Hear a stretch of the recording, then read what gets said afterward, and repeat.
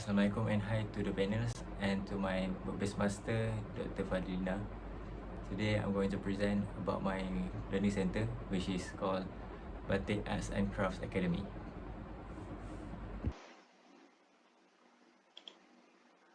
So here is my design of the learning center, which is called Batik Arts and Crafts Academy. From what you see here is the exterior perspective view of the learning center. So here is 5 of side impression about the Tambak Pontian. The first one is Pontian's landmark, with a scenery view, future development, it's about commercial, cultural food and beverages, seaside pavement, and tourist attraction. So why Batik Arts and Crafts as a learning center? Firstly, because Batik art in Johor clearly shows Javanese and Sumatran influences since Malacca Sultanate era. Batik art craft in Pontian was the biggest contributor to the development of art and craft industry in Johor. Batik can introduce Pontian district to tourists through art and craft. So the last one, Malaysian Batik Day is celebrated every year on 3rd December started from 2021 as appreciation of the Malaysian native art. In the meantime, can sustain the Batik Art Craft Academy. So this is a site context analysis. The first one, the secondary road, the proposed site located at the junction between Jalan Delima 1 and Jalan Delima 2. So it can enter or out from two sides of the site. Plus, it also can attract visitors from the both road. The second one, the neighborhood existing, the site surrounded by youth and tourist nodes, so it also can attract the user to visit the Batik Art Craft Academy. The third one, best view. The proposed site is directly facing the nicest view, which are to the west, and south. The fourth one, greenery. Existing greenery around the property might help to keep the temperature down. The next one, water element. The water element provides efficient cooling, which is added by the prevailing wind. The next one, pedestrian walkway. Sufficient existing pedestrian lane near the site is the visitor to walk through the site. For the last one, existing public parking lots that allow visitors to park their cars outside the site can save space on the site.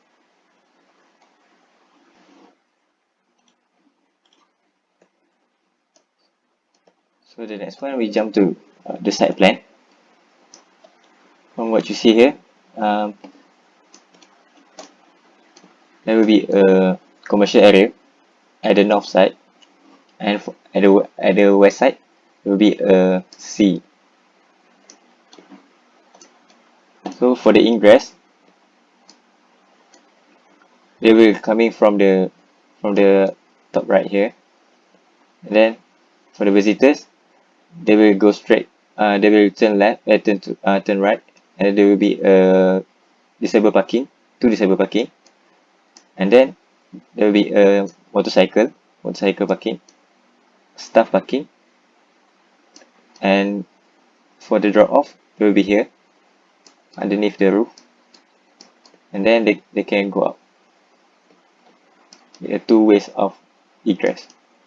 For the at the back of the building, there will be a loading and unloading, and then they can go straight, and then there will be a refuse chamber and a lay-by area for the truck to lay their truck and pick up the rubbish. And before that, there will be a guardhouse at the ingress.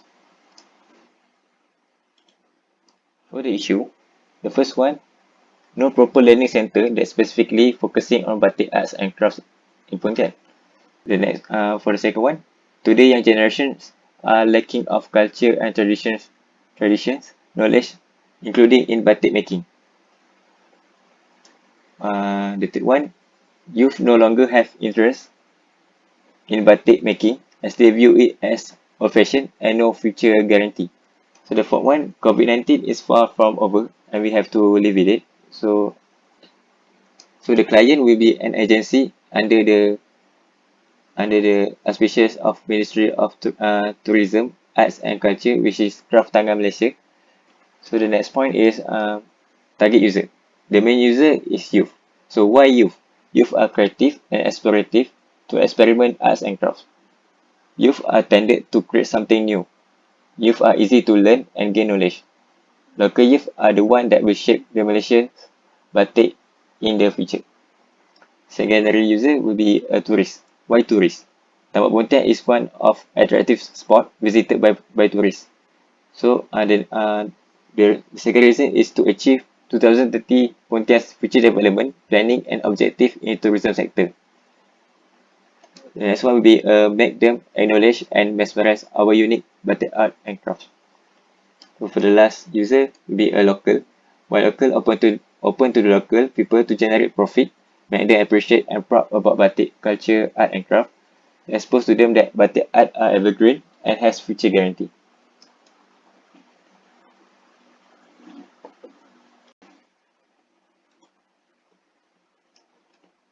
For the design concept, it's based on the dynamical of Japanese batik pattern. Most of Japanese pattern are dynamic and free-flowing. Even though the pattern is free-flowing, but it still keep the elements of balance and grid. In batik design, every flowing and shape has a story behind it. So here is the element of dynamic pattern. We start with a starting point. There will be start with a starting point, and then will be a extend, rotate, and free-flowing. So then it will be like this.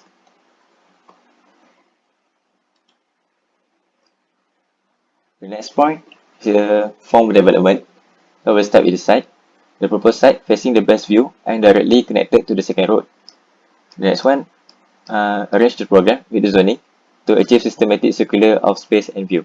So the ground floor will be a public and semi-public. The first floor will be a private and private. But for the first floor, there will be a slightly public and semi-public at the right side. And then will be a rotation, extension and view. Rotate the left part and extend some part of the building to give maximum view for the user and shows dynamic form that relate with the concept. And then will be a lighting and stack effect. Propose a courtyard to allow natural lighting and stack effect into the building in the middle part. Because the peak wind direction come from the south side. So there will be a big opening from here. And then will be a greenery alongside road. Propose greenery alongside road that can give sense of welcoming for the building. And then the last one, facade and roof. The facade and roof inspired by the free-flowing element in the dynamical batik pattern.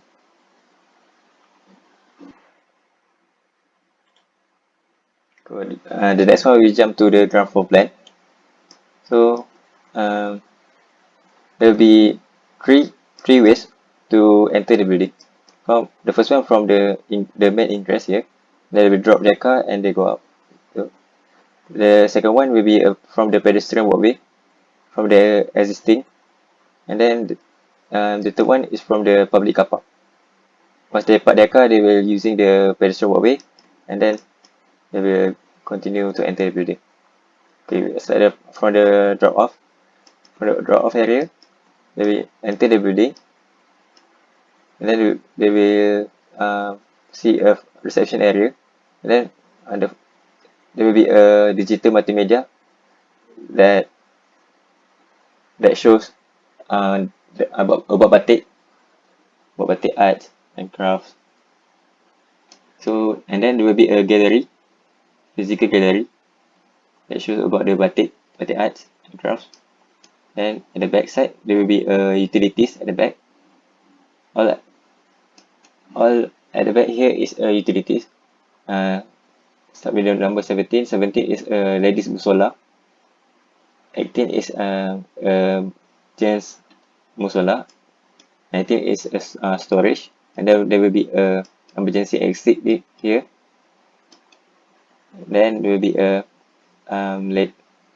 gents toilet, OKU toilet, and then ladies toilet.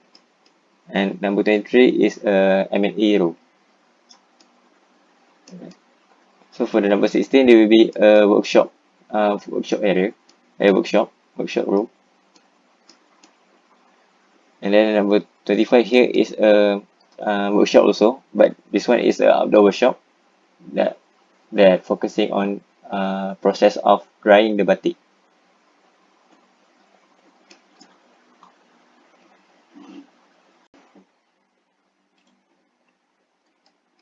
Next one, we go to the first floor plan.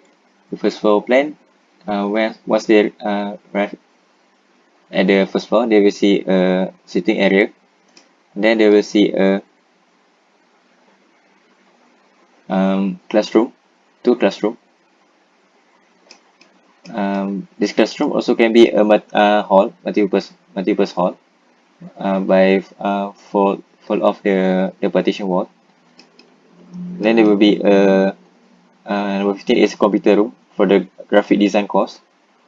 Then 16 is a discussion room, open discussion area. Then there will be a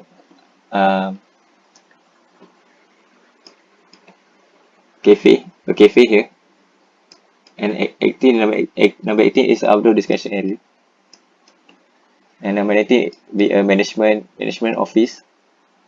And this one here is a pantry and documentation area and toilet that connected with the office. And for number 23 here is a aircon latch. So it is a bit of perspective view. This one is perspective towards workshop. This one towards sitting area. This one towards computer room. This one towards open discussion area.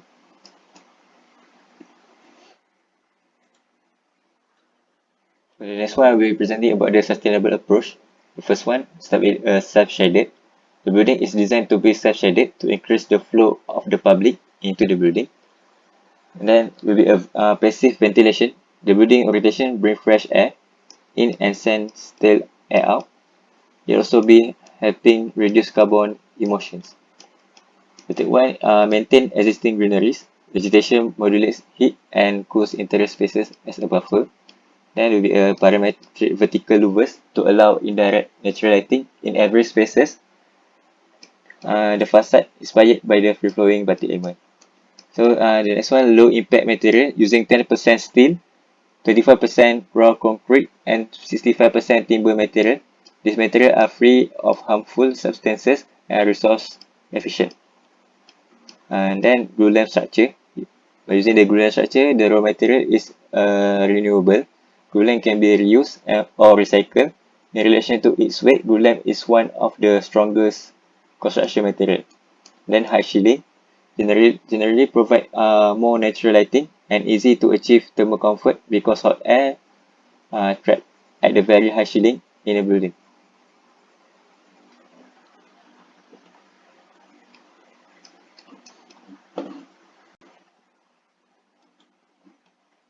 The next one will be presenting about the content within context. So the first point about it is about internal focus.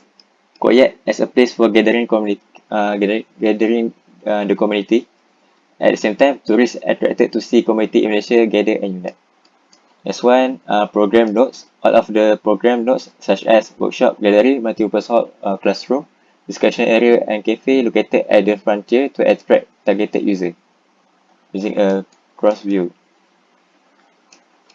Then the next one be a best views. Left part of the building rotate 60 degree to maximize views instead of facing the commercial area. It is better facing the scenery view C. And the part of the building are extended as well to achieve the same objective. Then there will be and then the next point is about cross vision. From theoretical classroom here at the first floor, they can understand easily because they can see through to the workshop and workshop at the ground floor. And then there will be a quiet here. In internal space, Koyak play the best role in adapting the cross vision. The first level can cross view to the ground level. It create communication or social from a long distance. So this one here is a section XX, and then for the section YY, you can see through the ground floor level, you can see the workshop drawing process, elevation, and then will be a right elevation, left elevation,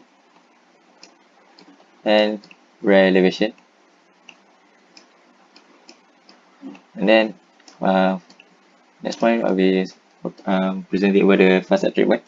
There are 5 types of facade profiles on different sides of elevation in response to sun orientation in order to maximize natural daylighting, ventilation and view, minimize direct sunlight and avoid heat gain, plus relate with the design concept.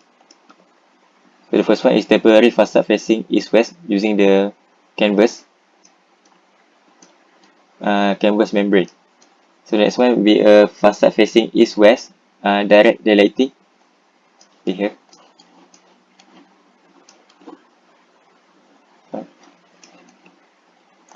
And then facade facing to northwest, direct natural ventilation and direct natural daylighting. Which is here, the free flowing facade. And then there will be a facade facing to north-south, direct natural ventilation and indirect natural daylighting. And then the last one will be a facade facing to north-south, direct natural ventilation and indirect natural daylighting. So next one about the color scheme. The color chosen based on research about color emotions in youth learning environment. By using a wood material selection helps to learn more effectively, whether individually or in groups. So here has four of woods that that can that helps youth learning better. Then for the last one, this is the bigger section.